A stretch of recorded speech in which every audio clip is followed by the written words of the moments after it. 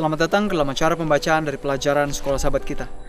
Pelajaran Sekolah Sahabat Kita masih diambil dalam sebuah buku yang berjudul Peran Jemaat di dalam Masyarakat. Seperti apa peran jemaat Anda di tengah masyarakat di mana Anda berada? Pikirkan satu hal ini. Mungkin di saat kalau sampai jemaat kita harus tutup, kalau sampai jemaat kita mungkin harus pindah atau tidak lagi berada di sana, kira-kira apa respon dari orang banyak kepada jemaat Anda? Apa mereka akan katakan, "Oh, ada jemaat di situ"? Apakah mereka sama sekali tidak tahu? Atau mereka akan merasa bersyukur, "Oh, baguslah mereka nggak lagi ibadah di situ. Baguslah, karena mereka orangnya sombong, mereka orangnya begini begitu dan lain-lain." Sahabatku, kira-kira kalau sampai jemaat kita akan ditutup, apa respon dari masyarakat di sekitarnya? Biarlah kita menyadari apa peran dari jemaat kita. Tapi sebelum kita menyadari peran kita di dalam jemaat, kita harus terlebih dahulu mengetahui apa peran kita di dalam kehidupan ini. Apa rencana Tuhan dalam kehidupan masing-masing kita. Saat ini kita akan masuk dan membaca dalam sebuah pembacaan yang berjudul Suara Nubuatan bagian yang kedua. Kita akan kembali membaca mengenai apa suara yang Tuhan katakan kepada bangsa Israel dan masih aplikatif dalam kehidupan kita sekarang. Anda dapat mengambil Alkitab Anda karena kita akan membaca beberapa ayat dari Alkitab. Tapi sebelumnya, saya mengajak pemirsa di rumah, ajaklah keluarga, sahabat, dan teman-teman Anda untuk datang berkumpul bersama-sama. Biarlah kita dapat saling menguatkan, saling berbagi, saling mendengar satu dengan yang lain, karena kita percaya kita sedang hidup di zaman akhir. Kepada siapa yang rindu dan haus, Tuhan rindu untuk memberikan firman-Nya, bukan hanya sekedar pengetahuan, tapi agar kita dapat memperoleh pengetahuan untuk bisa kita praktekkan dalam kehidupan ini. Kita akan membuka di dalam Yesaya 58 ayat 1 sampai 14. Yesaya 58 ayat 1 sampai 14. Ini merupakan sebuah pesan nubuatan yang Tuhan berikan, yang membawa bukan hanya teguran tapi juga pengharapan kepada umat Tuhan di zaman Yesaya, juga di zaman kita sekarang ini. Sahabatku, kita melihat pelajaran pertama kita tentang suara nubuatan. Dalam setiap teguran, Tuhan bukan hanya sekedar menegur, tapi Dia juga memberikan pengharapan. Kalau Anda membaca dalam Yesaya 58, tegurannya tidak sebanyak pengharapan yang Tuhan berikan. Di balik teguran, Tuhan menegur kesalahan dari bangsa Israel. Oh, kamu begini, kamu begitu, kamu begini, begitu. Tapi di balik itu Tuhan memberikan suatu pengharapan. Tapi jika kamu berbalik, jika kamu lakukan ini, jika kamu lakukan yang benar, ini pengharapan yang akan kamu miliki. Tapi apa pelajarannya dalam kehidupan kita secara praktikal? Perhatikan hal ini. Tuhan menegur bangsa Israel. Tapi di balik setiap teguran selalu ada pengharapan. Kita mungkin seringkali menegur anak kita yang bandel, atau menegur orang yang melakukan kesalahan. Kita mungkin seringkali menegur orang lain yang menurut kita, atau kita lihat, oh ini menurut firman Tuhan kamu nggak benar. Kita kasih saran-saran begini dan begitu. Tapi kita harus ingat, seharusnya di balik setiap teguran ada pengharapan. Di balik setiap teguran, kita harusnya juga membawa pengharapan kepada mereka. Sehingga mereka tidak merasa tidak memiliki solusi, tapi kita menawarkan kepada mereka hal yang jauh lebih baik yang Tuhan telah sediakan bagi mereka. Nah, Anda dapat membuka Alkitab Anda, kita akan membaca dari Yesaya 58. Di sana dikatakan, Yesaya 58, kita akan mulai baca dari ayat yang pertama. Serukanlah kuat-kuat, janganlah tahan-tahan. Nyaringkanlah suaramu bagaikan sangkakala. Beritahukanlah kepada umatku pelanggaran mereka, dan kepada kaum keturunan Yakub dosa mereka. Apa dosa dari kaum keturunan Yakub ini, bangsa Israel ini? Kita baca lanjutnya di ayat yang kedua. Memang setiap hari mereka mencari aku. Jangan lupa, mereka setiap hari mencari Tuhan. Banyak dari kita yang hanya seminggu sekali cari Tuhan, 2 minggu sekali cari Tuhan. Oh, pas jam ibadah ya, situ saya cari Tuhan. duduk dengar khotbah, pulang. Selesai. Kita anggap, oh saya sudah mencari Tuhan, saya adalah anggota jemaat yang baik. Oh saya cari Tuhan, saya bayar perpuluhan, lakukan ini dan itu, pelayanan ini dan itu di dalam jemaat. Tapi mari kita lihat, bangsa Israel ini setiap hari cari Tuhan dan suka mengenal setiap jalanku. Mereka bukan hanya mencari Tuhan setiap hari, tapi juga suka mengenal jalan Tuhan. Jadi mereka dalam setiap pilihan dalam hidup mereka, mereka tanya, apa ini jalan Tuhan? Ada makanan yang akan mereka makan, mereka tanya, apakah ini jalan Tuhan? Dalam memilih pakaian, tugas, pekerjaan, tanggung jawab, sekolah bahkan, mereka tanya, apakah ini jalan Tuhan? Namun, dikatakan seperti bangsa yang melakukan yang benar dan yang tidak meninggalkan hukum Tuhannya, mereka menanyakan aku tentang hukum-hukum yang benar.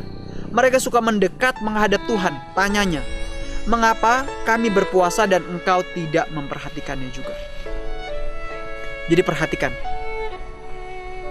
walaupun bangsa ini digambarkan seperti seolah-olah kelihatannya baik, tapi di ayat yang pertama dikatakan, beritahukan kepada mereka kesalahan mereka, pelanggaran mereka, dosa mereka. Kita akan lihat dosanya. Jadi mereka menanyakan kepada Tuhan hukum-hukum yang benar. Mereka suka menghadap Tuhan. Baik atau buruk itu? Baik. Tapi kita lihat apa yang mereka tanyakan di hadapan Tuhan. Kita baca di ayat yang ketiga tadi. Mereka bertanya seperti ini, mengapa kami berpuasa dan engkau tidak memperhatikannya juga? Mengapa kami merendahkan diri dan engkau tidak mengindahkannya juga? Sesungguhnya pada hari puasamu engkau masih tetap mengurus urusanmu, nih Tuhan katakan, dan kamu mendesak-desak semua buruhmu. Hal pertama, poin pertama dari pelanggaran mereka yang bisa kita ambil adalah mereka berpuasa. Mereka melakukan ibadah mereka. Tapi dalam doa mereka bertanya kepada Tuhan, Tuhan, kami berpuasa, kenapa engkau tidak perhatikan? Kami merendahkan diri, kenapa engkau tidak mengindahkannya? Mungkin gambaran dalam kehidupan pada zaman ini, kalimatnya mungkin seperti ini. Tuhan, saya sudah pergi ke gereja, tapi mana berkatnya? Oh Tuhan, saya sudah melayani. Oh, saya sudah lakukan ini dan itu, saya melayani di jemaat, saya melayani di luar. Tapi mana upahnya untuk saya? Mana berkat yang harusnya menjadi bagian saya? Mana jawaban dari keinginan saya yang saya berkali-kali sudah minta kepadamu? Bahkan mungkin banyak yang bertanya juga, Tuhan, saya sudah makan yang sehat, saya sudah mencoba pola hidup sehat, tapi kenapa saya tidak sembuh-sembuh juga? Yang terjadi yang pertama, kesalahan pelanggaran dari bangsa Israel dalam kisah di dalam kitab Yesaya ini adalah mereka melakukan sesuatu yang baik,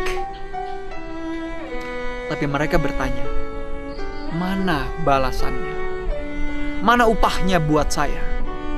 Sebelum kita lanjut, mari kita renungkan dalam kehidupan kita secara pribadi.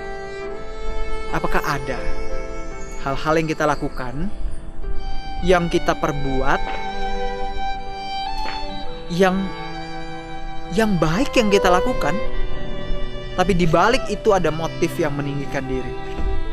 Apakah mungkin dalam setiap ibadah kita ada motif keinginan untuk mendapatkan sesuatu? Apakah kita lakukan yang baik dan benar karena kita mengharapkan kerajaan surga datang untuk kita? Selanjutnya dikatakan, masih di ayat 3 bagian yang kedua, sesungguhnya pada hari puasamu engkau masih tetap mengurus urusanmu, mendesak semua buruhmu. Ayat yang keempat, sesungguhnya kamu berpuasa sambil berbantah dan berkelahi, serta memukul dengan tinju dengan tidak semena-mena. Dengan caramu berpuasa seperti sekarang ini, suaramu tidak akan didengar di tempat tinggi. Jadi bayangkan, mereka merendahkan diri, mereka berpuasa, tapi dalam pikiran mereka, dalam tindakan mereka masih mengurusi urusan pribadi mereka. Mereka berpuasa tapi pikiran dan hati mereka, tangan mereka masih mengerjakan pekerjaan yang mementingkan diri. Hal yang sama terjadi di jemaat kita? Ya. Banyak orang duduk di dalam jemaat. Kelihatannya diam, mendengar, melihat ke depan. Tapi pikirannya banyak yang menerawang keluar, memikirkan hal-hal yang mereka akan lakukan nanti sesudah mereka pulang dari ibadah. Pikiran dipenuhi dengan berbagai hal duniawi sementara sedang duduk beribadah. Sahabatku, ini tidak konsisten namanya. Ini yang terjadi dalam kisah bangsa Israel yang dituliskan di dalam kitab Yesaya. Dan bukan hanya itu, mereka berpuasa, merendahkan diri sambil berbantah-bantah, memukul dengan tinju, saling beradu argumen, saling menyikut satu dengan yang lain. Apakah kita sedang lakukan hal yang sama? Mengaku menunggu dan menanti kedatangan Tuhan, merendahkan diri kita, mungkin kita berpuasa tapi kita menyikut yang lain. Kita berbantah-bantahan, kita mengomel, mengeluh. Kita lanjut. Di ayat yang ke-6, Tuhan mengatakan, "Bukan, berpuasa yang kukehendaki ialah supaya engkau membuka belenggu-belenggu kelaliman." Sebelum kita lanjut, membuka belenggu kelaliman. Kelaliman ini kata lain dari kejahatan, dosa. Dan membuka belenggu kelaliman bukan hanya berbicara kita yang membuka belenggu dari orang lain. Tapi seringkali kita pun sedang dibelenggu, bukan? Oleh dosa. Tuhan telah membebaskan kita, tapi kita masih pakai ini rantainya seperti seorang hamba. Kita masih pakai ini rantainya. Dan apa yang terjadi yang Tuhan katakan? Lepaskanlah belenggu kelaliman yang kamu pakai itu.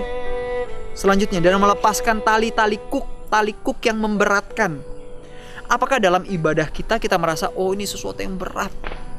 Wah, harus menuruti perintah Tuhan. Wah, itu berat. Tuhan katakan apa? Pikulah kuk yang kupasang karena bebanku itu ringan. Tapi problemnya sering kali terjadi kalau kita merasa segala sesuatu tanggung jawab yang kita lakukan dalam ibadah kita adalah suatu beban. Kita harus mengikuti ini. Rasanya seperti beban. Wah, terpaksa kita lakukan itu. Kalau kita merasa itu sebagai suatu beban yang berat, di sini dikatakan kita harus meminta kuasa dari Tuhan.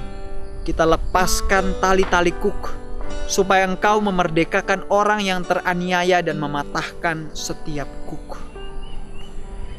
Apakah setiap tanggung jawab ibadah kita anggap sebagai suatu aniaya? Menderita, lakukan ini dan itu. Sahabatku, Tuhan bukannya ingin memberikan penderitaan dalam hidup kita. Tuhan ingin membawa kebahagiaan di saat kita mengikuti dan menyembah Dia. Namun problemnya seringkali kita menganggap itu sebagai aniaya, sebagai suatu beban yang berat. Selanjutnya dikatakan, supaya engkau memecahkan rotimu bagi orang yang lapar di ayat yang ke-7, dan membawa ke rumahmu orang miskin yang tidak punya rumah. Dan apabila engkau melihat orang telanjang, supaya engkau memberi dia pakaian dan tidak menyembunyikan diri terhadap saudaramu sendiri. Judul besar kita adalah peran jemaat dalam masyarakat. Sahabatku, nubuatan yang Tuhan sampaikan secara langsung kepada Nabi Yesaya ini mengingatkan kepada kita apa yang harusnya menjadi tugas dari jemaat. Bukan hanya duduk beribadah, mencari Tuhan. Waduh, pergi ke setiap acara revival, duduk mendengarkan puji Tuhan, sangat terberkati saat kita pulang. Bukan hanya itu. Bukan hanya sekedar merendahkan diri, berpuasa dan lain-lain, sementara masih mengurusi urusan pribadi, sementara masih mengingini hal-hal yang duniawi, sementara tangannya masih terbelenggu oleh kelaliman dan dosa. Apa yang Tuhan inginkan? Lepaskan kelaliman itu. Dan juga berpuasa yang Tuhan kehendaki adalah supaya kita memecahkan roti bagi orang yang lapar, supaya kita membawa ke rumah kita orang yang miskin yang tidak punya rumah, bukan orang yang malas. Dan apabila melihat orang telanjang, supaya kita berikan dia pakaian. Dan tidak menyembunyikan diri terhadap saudaramu sendiri. Kalimat yang terakhir mengingatkan kepada kita mengenai siapakah saudaramu, pertanyaan dari orang-orang Yahudi.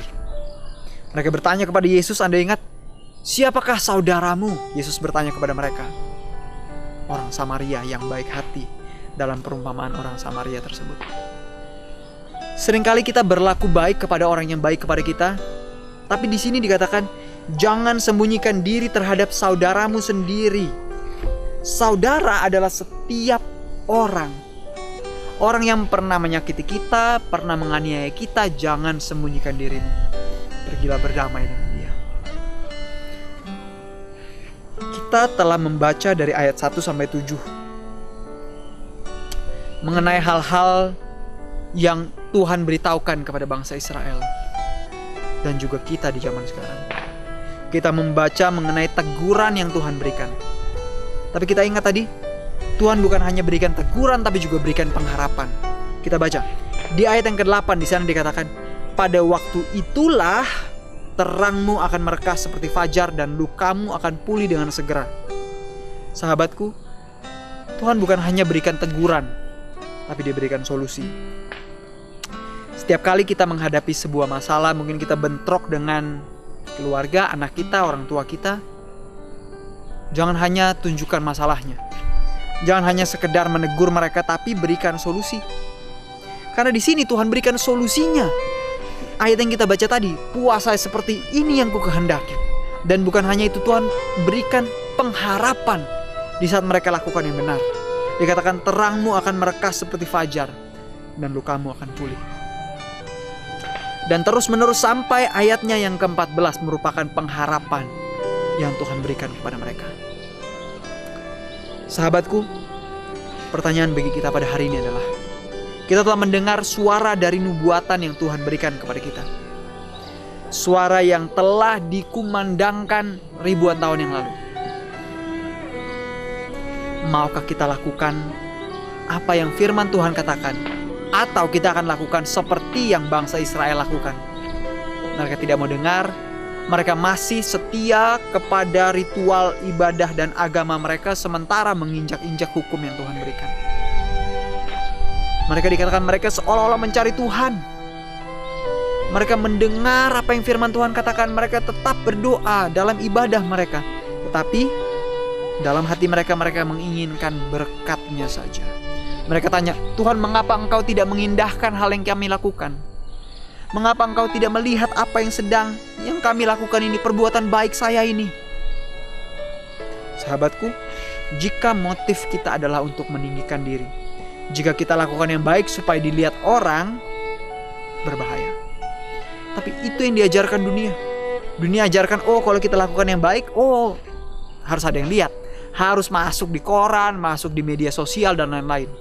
Supaya kelihatannya kita sudah jadi orang yang baik, supaya mendapatkan pamor dan lain-lain.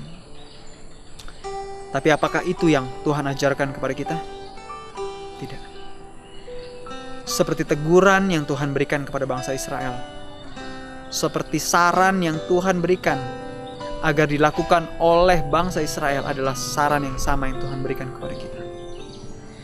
Sahabatku, maukah pada hari ini kita datang kepada Tuhan dan mengatakan, Tuhan, ya, saya mungkin mencari Engkau, Saya mungkin merendahkan diri, tetapi dalam tindakan dan perbuatan saya masih membelenggu diri saya dengan kelaliman. Saya masih tidak peduli kepada orang yang lapar, kepada orang yang miskin, kepada orang yang tidak berpakaian. Saya masih tidak peduli kepada saudara-saudara saya yang mungkin pernah menyakiti hati saya, atau yang pernah saya sakiti. Saya masih tidak mau melihat mereka. Tuhan katakan pada hari ini, jangan lakukan itu lagi. Ada salah satu ayat juga di dalam Kisah 20 ayat 35. Anda dapat membuka Alkitab Anda di dalam Kisah 20 ayatnya yang ke-35. Di sana dikatakan, dalam segala sesuatu telah kuberikan contoh kepada kamu. Jadi Rasul Paulus katakan, dalam segala sesuatu aku telah memberikan contoh kepadamu, bahwa dengan bekerja demikian kita harus membantu orang-orang yang lemah dan harus mengingat perkataan Tuhan Yesus. Rasul Paulus pekerjaannya adalah seorang rasul, tapi di saat dia berada di sebuah kondisi, sebuah tempat di mana tidak ada orang yang membantu dia, tidak ada jemaat yang mensupport pelayanannya, dia bekerja bukan untuk dirinya sendiri, tapi juga untuk bisa mendukung pelayanan dari rekan-rekannya. Dikatakan, demikianlah kita bekerja, kita harus membantu orang yang lemah dan mengingat perkataan Tuhan. Sebab ia sendiri telah mengatakan, adalah lebih berbahagia memberi daripada menerima. Pertanyaan bagi kita pada hari ini adalah, apa kita juga merasakan hal yang sama? Apa kita lebih berbahagia di saat kita memberi sesuatu, atau kita lebih bahagia di saat dikasih sesuatu? Pikirkan baik-baik dan renungkan dalam kehidupan kita. Karena Yesus sendiri mengatakan, adalah lebih berbahagia memberi daripada menerima. Apakah Anda merasa kehidupan Anda kosong saat ini? Hampa? Atau Anda merasa, bagaimana saya bisa memberi, saya aja hanya punya sedikit?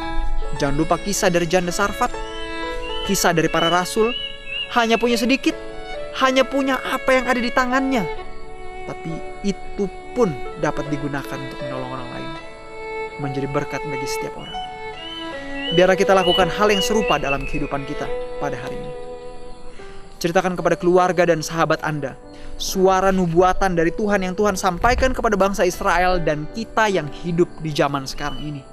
Dalam Yesaya 58. Renungkan dan baca kembali pasal tersebut. Ceritakan kepada keluarga Anda dan inspirasikan kepada mereka betapa berbahagianya memberi daripada menerima. Sampai bertemu lagi. Tuhan memberkati.